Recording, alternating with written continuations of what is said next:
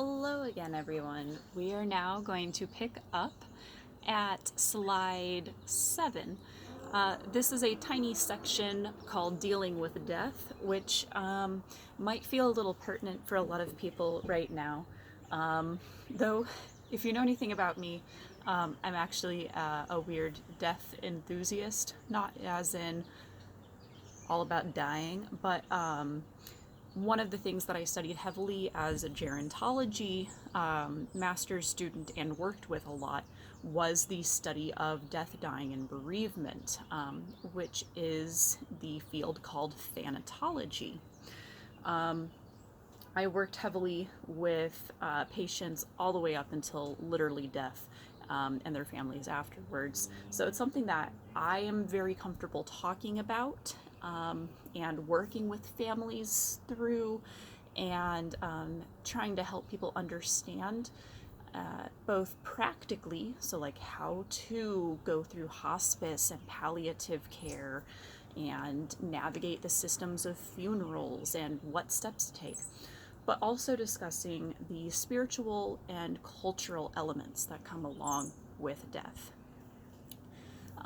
Death is a scary thing, though, and it's one of the reasons why humans have been using spirituality as a way to help ourselves.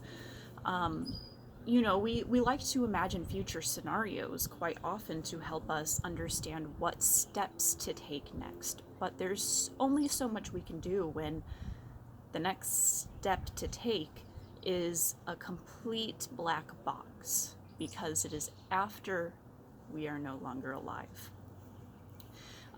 That's when this mental time travel ability becomes very important, but also sometimes breaks down, because as we age and we get closer to that point of death and dying, it's difficult for us to fully imagine what that's like.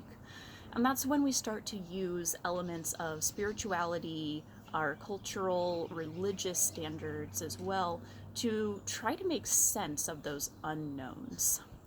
And death, for that reason, is something that is considered the ultimate unknown. We don't know what happens after that. That's a weird looking bird. Anyway, it's the one universality that we all share. Literally every single human will die. All of us. Whether that is the worst thing you've ever heard or the most comforting, that is literally the one thing that we will all share in common, is up to you. But regardless of it being the one thing that we all share, it's still abstract. It's still something we don't understand, because it's a finality that then comes with a blankness that's up to us to fill in as living people who haven't experienced it. We've only watched it happen to other people. And so that's one of the reasons why spiritual systems come into play so heavily surrounding the idea of death. There's an idea called terror management theory. And this comes into us trying to imagine our own deaths, or at least death as a concept. And there's often, especially in Western cultures, this conflict that occurs psychologically when we are forced to contemplate our own death and dying. And this can often lead to feelings of terror, panic, depression, to a lot of negative affect in general. So, a little bit on terror management theory is that, we like to believe that we're immortal in a way, and we live almost in a certain way as though we're immortal, even though so many of our actions are, innately done without our conscious awareness, because we're trying to survive and get away from death. And yet we have this strange sense of immortality, when really we are just finite beings. And so being reminded of that you're not immortal, is sometimes quite jarring. So there's quite a bunch of research on terror management theory, on death and dying studies, bereavement theories, to look at what emotions people face when they contemplate their own deaths, and kind of what cognitive processes are at play. So some things that we see is that the initial reaction to deny your own vulnerability to death or your impending death comes from that interpreter, and that it wants to suppress the thought of death.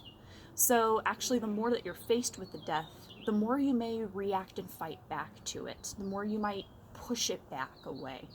And hang on to the things that make you comfortable and make you feel safe.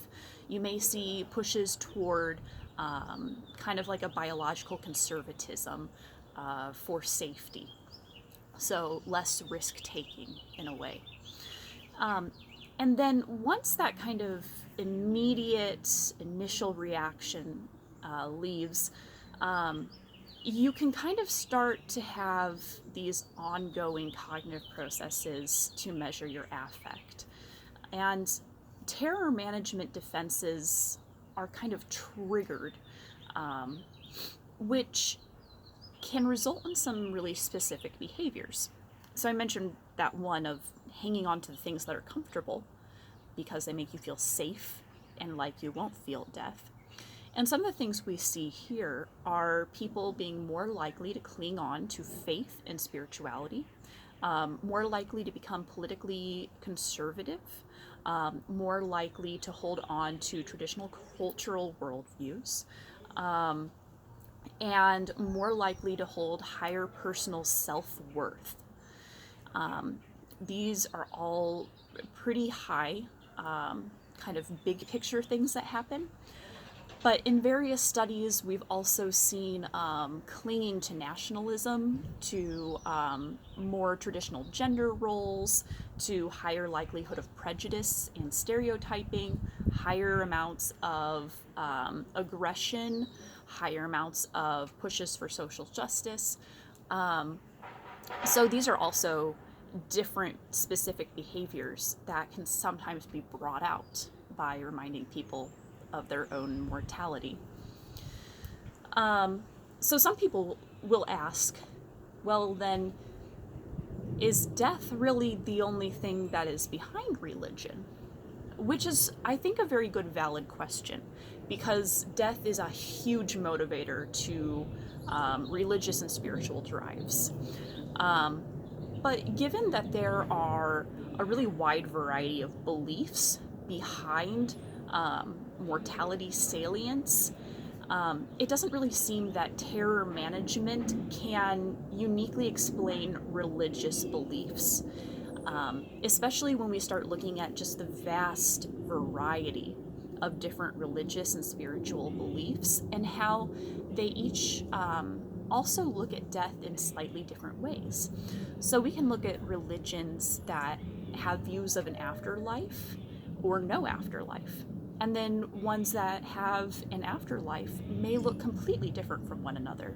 And even ones that have no afterlife may actually have different ways of thinking about what happens to the soul after that, or one's energy, or how one's ancestry continues on after that in a meaningful way. So, that's one thing to think about for death and dying connected to religion. Another thing is that spirituality also focuses on life itself. It focuses on inquiring about what is happening in life, and to help fill in the gaps of knowledge and to ask and answer questions within the living aspect of life. So it also has just as much to do with the non-death portion of life. And it's also meant to create communities. So you'll notice that people who may take part in a certain faith tradition often will hang out together, unsurprisingly. And this is because you form community bonds, which also help with survival, and goes into that social intelligence that we have, and is biologically adaptive.